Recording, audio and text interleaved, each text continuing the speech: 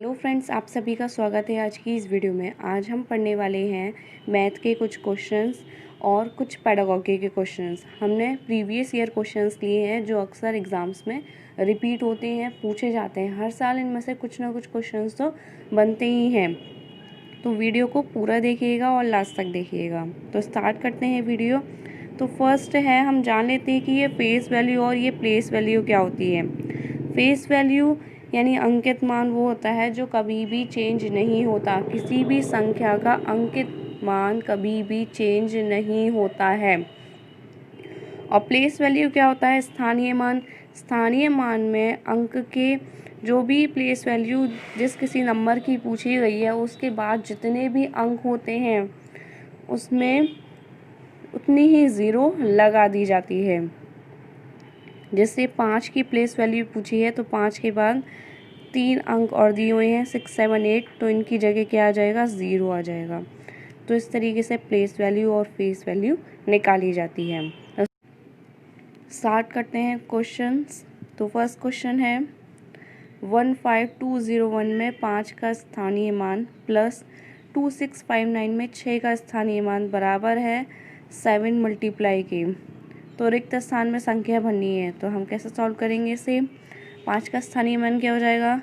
5 के बाद 3 संख्या है तो हम कितनी ज़ीरो लगा देंगे? 3 प्लस, यहाँ प्लस लगा हुआ है तो हमने यहाँ प्लस लगा दिया।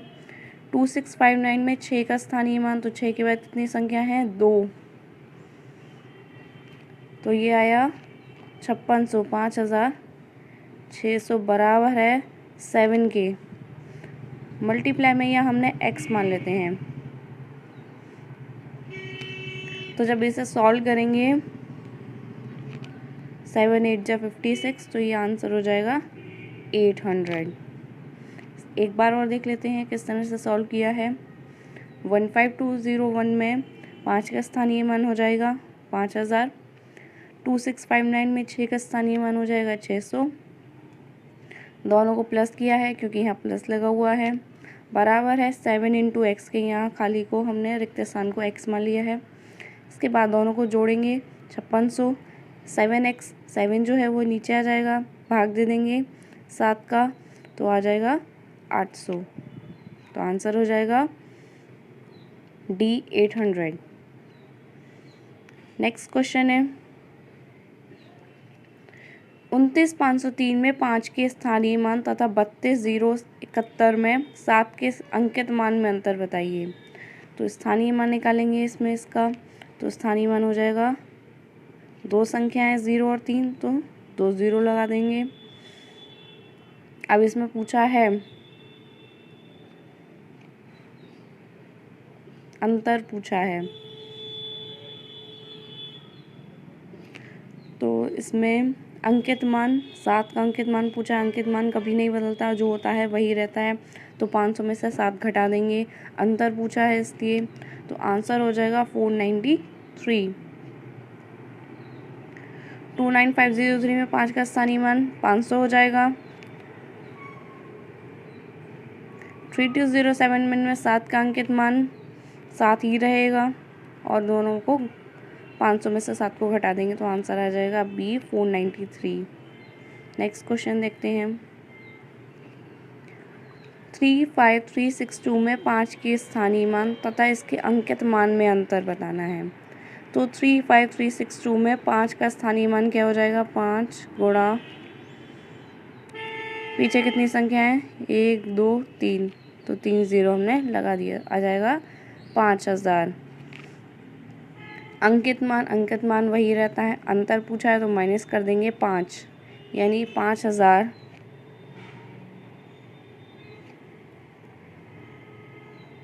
माइनस 5, आंसर हो जाएगा 4995।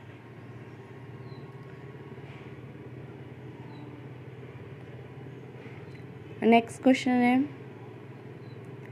56431 में स्थानीय मान 6 के स्थानीय मान तथा 4 के अंकित मान में अंतर बताना है।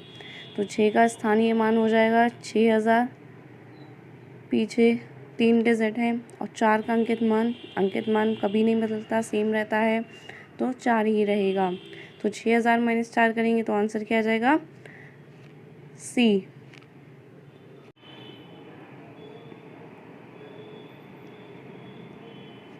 63606 में 6 के स्थानीय मानों को योगफल पूछा है। तो हम इसमें सबसे पहले 6 का स्थानीय मान निकालेंगे। तो 6 गुणा 1 2 3 4 संख्याएं, तो 4 0 हो जाएंगी। दूसरे वाले 6 का निकालेंगे स्थानीय मान। तो 6 के बाद कितनी संख्या है? 2 हैं, 2 0 आ गई। 6 के बाद एक भी संख्या नहीं है तो हम 6 लिख देंगे। अब इन सब का क्या पूछा है? योगफल। इन सबको प्लस कर लेंगे तो आंसर आ जाएगा 60606।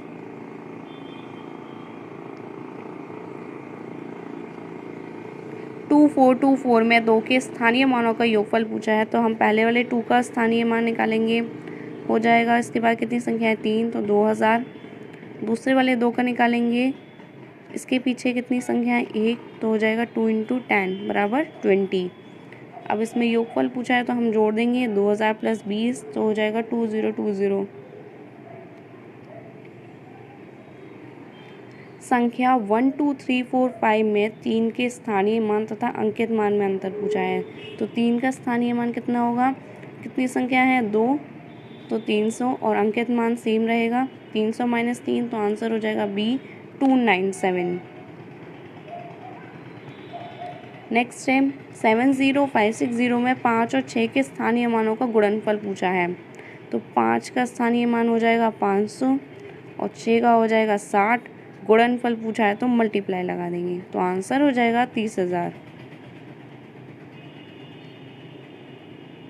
6251, 6521 और 5621 में 5 के स्थानीय मानों का योगफल पूछा गया है। तो पहले हम 6251 में 5 का स्थानीय मान निकालेंगे, तो हो जाएगा 5 × 10, क्योंकि 5 के पीछे एक संख्या है। 6521 का निकालेंगे तो 5 के पीछे 2 संख्या है, तो हो जाएगा 500। इसमें 5 के पीछे 3 संख्या है, तो इसका स्थानीय मान हो जाएगा 5000। तीनों का योगफल पूछा है, तीनों को जोड़ देंगे 5000, 500 + 50, तो हो जाएगा 5550।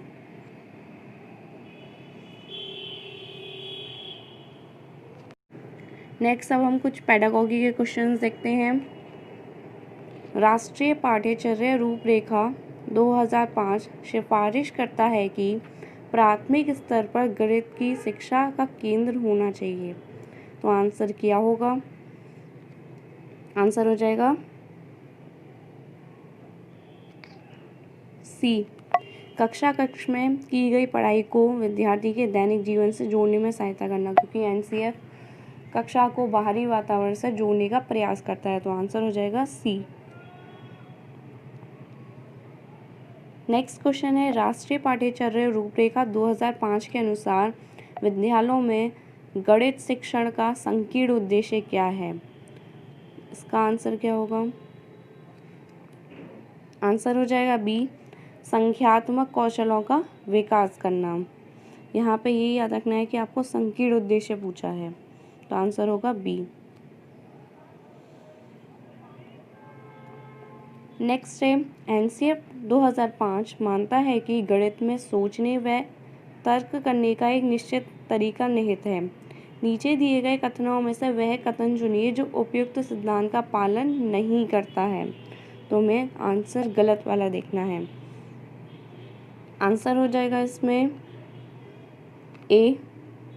आंकिक प्रश्नों का हल करने के लिए विद्यार्थियों को निर्धारित सूत्र बताना, कभी भी फॉर्मूला बताना, फॉर्मूला याद करवाना, या इस तरह की चीज़ें कभी भी सही नहीं मानी जाती हैं।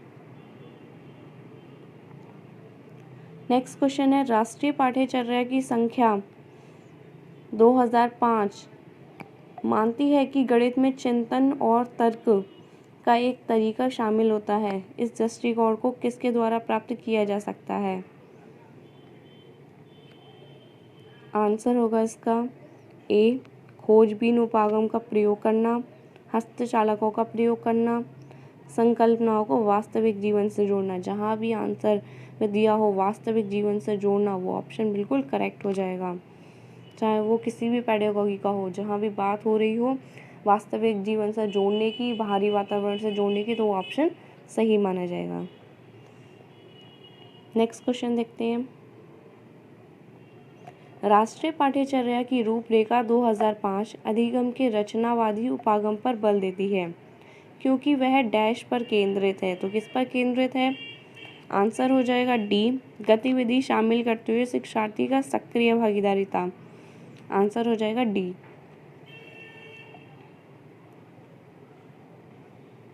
राष्ट्रीय पाठ्यचर्या की रूपरेखा 2005 में यह उल्लेख किया गया है कि गणित शिक्षण महत्वाकांक्षी, सुसंगत और महत्वपूर्ण होना चाहिए। यहाँ महत्वाकांक्षी से तात्पर्य किस उपलब्धि से है? आंसर होगा इसका डी, गणित के उच्च उद्देश्य या लक्ष्यों की। तो यहाँ महत्वाकांक्षी का मतलब क्या है? गणित के उच्च उद्देश्य। राष्ट्रीय पाठ्यचर्या की रूपरेखा 2005 के अनुसार प्राथमिक स्तर पर संख्याओं और उन पर संक्रियाओं